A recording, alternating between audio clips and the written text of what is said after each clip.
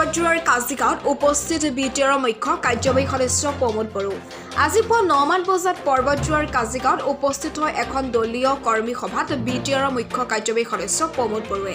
Kazigaon committee হলত দলীয় কৰ্মী সভাত উপস্থিত হৈ কয়, হাগ্ৰামা মহিলাৰে বিটিআৰৰ শাসনৰ গাদীত থাকি যি কৰিব পৰা নাই 17 বছৰত, কিন্তু আমাৰ ইউপিপিএল দলে 3 বছৰ তাতোতকৈ 3 গুণ বেছি কৰিবলৈ সক্ষম হৈছে। আমাৰ ইউপিপিএল দল বিটিআৰত জন্ম লোৱাৰ এটাই উদ্দেশ্য, বিটিআৰত শান্তি আহিব লাগে, উন্নয়ন হ'ব লাগে, হত্যা লুণ্ঠন দুৰ্নীতি আদি বন্ধ হ'ব লাগে। তেওঁ সাংবাদিকৰ আগত কয়, আমাৰ ইউপিপিএল দল বিজেপি অগপ দলে আকৌ নৰেন্দ্ৰ মোদীৰ নেতৃত্বত চৰকাৰ গঠন কৰিব। কোকৰাঝাৰ আৰু ওদালগুৰি দুয়োখন লোকসভা সমষ্টি দখল কৰিব। বিপিএফ দলে কোকৰাঝাৰ ওদালগুৰি দুয়োখন আসন আগন্তুক লোকসভা সমষ্টিৰ নিৰ্বাচনত হেৰুৱাব। দুয়োখন আসন হেৰুৱাৰ ভয়ত ইতিমধ্যে হাগ্ৰামাই AIUDF দলৰ কাষ চাপিছে। সদশেষত কয়, আমাৰ মিত্ৰ দলৰ কাম কাজ দেখি ভোটাৰে ভোট প্ৰদান কৰিব, এনেদৰে মন্তব্য কৰে প্ৰমোদ বড়োৱে সাংবাদিকৰ আগত। লগতে কোকৰাঝাৰৰ সাংসদ নৱ শৰণীয়াক কঠোৰ ভাষাৰে সমালোচনা কৰে। আমাৰ দলৰ ডিষ্ট্ৰিক্টো হয় আৰু সাব ডিভিজনো হয় আৰু ব্লকো হয়। এই পৰ্বতজোৰাৰ আজি আমাৰ কাৰ্যকৰ্তাবিলাকৰ মিটিঙত মই অংশগ্ৰহণ কৰিছোঁ। আগন্তুক লোকসভা নিৰ্বাচনক লৈ পেলাই আমাৰ দলীয় কৰ্মকৰ্তাসকলৰ লগত আমাৰ বিভিন্ন ব্লকত বিভিন্ন সমষ্টিত মিটিং চলি আছে আৰু পৰ্বতজোৰাৰ আজি সুন্দৰ এটা মিটিং হ'ল।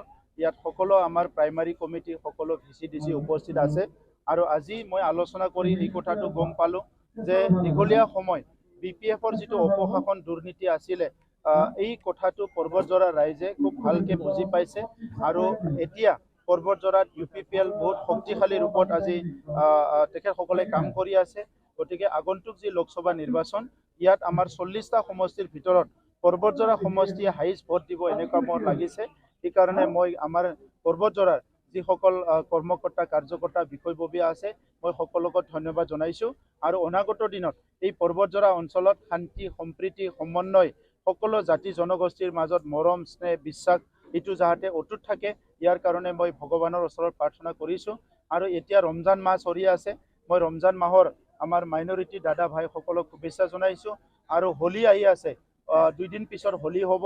সেইকাৰণে আমাৰ যিসকল হিন্দু দাদা ভাইসকল আছে সকলোকে মই হোলীৰ শুভেচ্ছা জনাইছোঁ। কোকৰাঝাৰ লোকসভা সমষ্টিত যিহেতু মাইনৰিটিৰ এটা বেছ আছে, ডাঙৰ এটা ভোট আছে মাইনৰিটি, এই ক্ষেত্ৰত দেখা গৈছে UDF-এ কিন্তু BPF-ক সমৰ্থন কৰা দেখা যায়। এই ক্ষেত্ৰত আপোনালোকৰ UPPL অসুবিধা হ'ব নেকি? এতিয়ালৈকে দেখা নাই, আমি শুনিহে আছোঁ, কিন্তু UDF-এ BPF-ক হেল্প কৰা বুলি দেখা নাই, মানে কথাটো শুনিহে আছোঁ। এতিয়া কথা হৈছে কি যে আজি UDF-এ কি কাৰণত BPF-ক ইয়াত সমৰ্থন দিব, ইয়াৰ যুক্তিটো মই নাজানো। কাৰণ ইয়াত সংঘাতবিলাক আগত যিটো হৈ গ'ল, এই সংঘাতময় পৰিৱেশটো, হিংসাত্মক পৰিৱেশটো কেনেকৈ দলবিলাকে পাহৰি গৈছে মই নাজানো। যে 17 বছৰ BPF-ৰ সময়ত যিমানখিনি পৰিৱেশ পৰিস্থিতি বিনষ্ট হৈছিলে, আমাৰ জাতি জনগোষ্ঠীৰ মাজৰ সমন্বয় শেষ হৈ গৈছিলে, এই অঞ্চলটো এটা হিংসাত্মক অঞ্চল হিচাপে ৰূপান্তৰ কৰা হৈছিলে। আজি এই পৰিৱেশ সম্পূৰ্ণভাৱে আজি পৰিৱৰ্তন হৈ গ'ল।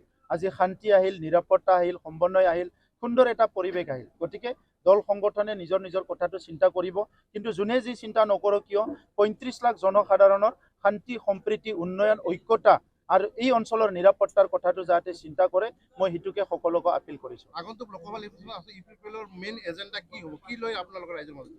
কি লৈ বুলি নহয়, আমি কি নল'ম সেইটোহে কথা। আজি UPPL-এ 3টা বছৰত ইমান কাম কৰিলে, কোনটো কথা ক'ম আমি, আমাকতো মানে কথা ক'বলৈ 3 ঘণ্টা 4 ঘণ্টা লাগিব। 3টা বছৰত আজি আমাৰ উদ্দেশ্য আছিলে শান্তি প্ৰতিষ্ঠা কৰা, শান্তি প্ৰতিষ্ঠা হৈ গ'ল, নিৰাপত্তা প্ৰদান কৰা, নিৰাপত্তা হৈ গ'ল, সমন্বয় কৰা, সমন্বয় আহি গ'ল, গণতান্ত্ৰিক বাতাবৰণ এটা সৃষ্টি কৰা, আজি গণতান্ত্ৰিক বাতাবৰণ আহি গ'ল, সুশাসন এটা গঢ়ি তোলা, ভাল এটা সুশাসন আহি গ'ল। ইয়াত কোনো ঘোষ ঘাছৰ এটা পৰিৱেশ নাই, হাজাৰ হাজাৰ মানুহ চাকৰি পাইছে, 18 পইচাও ঘোষ দিব লগা হোৱা নাই। আনপিনেদি শিক্ষাৰ অনুষ্ঠানবিলাক আমি বহুত ভাল কৰিলোঁ, খেতিয়কসকলৰ লগত আমি কাম কৰি আছোঁ, মহিলাসকলৰ লগত কাম কৰি আছোঁ, ল'ৰা ছোৱালীবিলাক মানৱ সম্পদ গঢ়াৰ কাৰণে আমি Bodofa super 50 IS IPS UPSC engineering মেডিকেলৰ কাৰণে কোচিং দিয়াইছোঁ, চব কামেই আমি কৰিছোঁ। গতিকে আজি শান্তি প্ৰতিষ্ঠা কৰাৰ পৰা উন্নয়নলৈকে যিমানখিনি কাম আছে আমি চব কাম কৰিছোঁ। ৰাইজৰ ওচৰত যাবলৈ আমাৰ কোনো শংকা নাই, আমাৰ বিশ্বাস আছে, আমাৰ ৰাইজৰ ওপৰত সম্পূৰ্ণভাৱে আস্থা আছে। সেইকাৰণে এইটো নিৰ্বাচন আমাৰ কাৰণে কোনো এটা কমপ্লিকেটেড নিৰ্বাচন নহয়। এফালেদি প্ৰধানমন্ত্ৰী নৰেন্দ্ৰ মোদী ডাঙৰীয়াই ভাৰতবৰ্ষখন বিকশিত ভাৰত গঢ়াৰ যিটো এটা এজেণ্ডা তৈয়াৰ কৰিছে, এইটো ৰাইজে ইতিমধ্যে বুজি পাইছে, আঁচনিবিলাক গ্ৰাছৰুটত আহি পাইছে আমাৰ মুখ্যমন্ত্ৰী ডক্টৰ হিমন্ত বিশ্ব শৰ্মা ডাঙৰীয়াই অসমখন যেনেকৈ উন্নত এখন ৰাজ্য হিচাপে গঢ় দিব বিচাৰিছে, ইয়াৰ নমুনা ৰাইজে ইতিমধ্যে দেখিবলৈ পাইছে। বিটিআৰত আমি শান্তি প্ৰতিষ্ঠা কৰাৰ কাৰণে, উন্নয়নৰ কাৰণে কাম কৰিছে ৰাইজে দেখিবলৈ পাইছে। গতিকে ইয়াত আৰু বেলেগ ইছ্যু নাই, চব ইছ্যু আমাৰ হাতত, বিৰোধীৰ হাতৰ একো ইছ্যু নাই। Thank you. গৌৰীপুৰৰ পৰা শ্ৰাৱণী মোল্লা ৰিপৰ্ট, অমৃত নিউজ।